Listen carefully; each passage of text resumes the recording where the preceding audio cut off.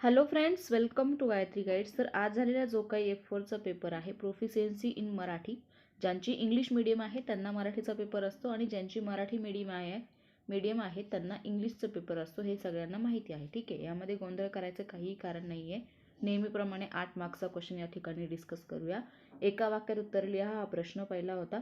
त्यामध्ये पहिलं दिलं होतं की श्रवण दोष किती व कोणते. 3 आहे, आपल्याला माहिती आहे, अश्रवण, अर्धश्रवण आणि अपश्रवण. दुसरा आहे शब्दसंपत्ती म्हणजे काय, तर आपल्याला माहिती आहे शब्दसंपत्ती म्हणजे व्होकॅब्युलरी किंवा शब्दसाठा आपण त्याला म्हणू शकतो. एखाद्या व्यक्तीकडे एखाद्या भाषेच्या असलेले जे काही शब्दांचा साठा असतो त्याला म्हणायचं आहे शब्दसंपत्ती. तिसरा प्रश्न आहे मराठी भाषेत वर्णाचे प्रकार किती विचारलेला आहे, तर वर्णाचे प्रकार आहे 2, स्वर आणि व्यंजन, हे 2 प्रकार आहे. चौथा प्रश्न आहे भाषण म्हणजे काय. भाषण म्हणजे काय, स्पीच आपण त्याला म्हणू शकतो. तर स्पीच म्हणजे काय, तर एखाद्या विषयावर श्रोत्यांसमोर मांडलेले जे काही आपले मत आहे त्याला म्हणायचं आहे भाषण. ठीक आहे. त्यानंतर ब दिलेला होता विसंगत घटक ओळखा. त्याच्यामध्ये वऱ्हाडी, प्रमाण भाषा, खानदेशी आणि कोकणी यामध्ये प्रमाण भाषा जी आहे ती विसंगत घटक होता.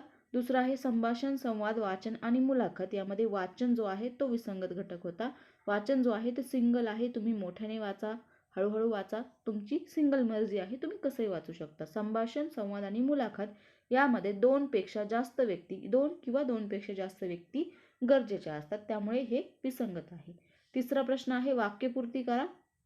2 किंवा 2 पेक्षा अधिक व्यक्ती बोलतात तेव्हा काय घडतं, संवाद घडतो, हे आपल्याला सगळ्यांना माहिती आहे. इतक्यात सांगितलं मी की 2 किंवा 2 पेक्षा जास्त व्यक्ती जेव्हा बोलतात तेव्हा संभाषण, संवाद, मुलाखत या गोष्टी घडत असतात.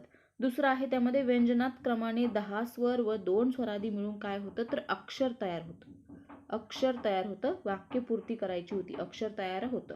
ठीक आहे, फक्त रिकाम्या जागा नव्हत्या लिहायच्या, वाक्यपूर्ती करायची होती, त्यामुळे संवाद तयार होतो किंवा संवाद होतो आणि इथे अक्षर तयार होतं. अशा प्रकारे आन्सर होते. त्यानंतर नेक्स्ट क्वेश्चन दिलेलं होतं 60 ते 80 प्रश्नामध्ये तुम्हाला उत्तर लिहायचं होतं, शब्दामध्ये त्यामध्ये प्रमाण भाषा, बोलीभाषेचा फरक लिहायचा होता.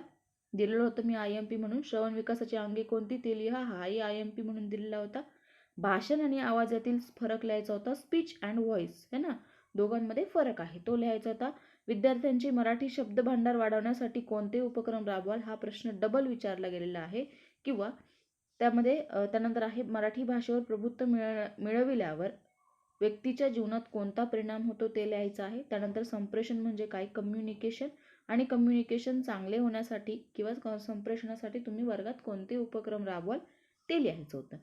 त्यानंतर नेक्स्ट क्वेश्चन आहे, त्याला ऑर दिलेला होता, मानवी घटकांचा भाषिक अभ्यास करणाऱ्या विविध शाखा कोणत्या. मराठी भाषेतील वर्णाचे प्रकार उदाहरणासहित स्पष्ट करायचे होते. वर्ण, स्वर आणि व्यंजन, स्वर किती आहे, व्यंजन किती आहे, हे इथे स्पष्ट करायचं होतं.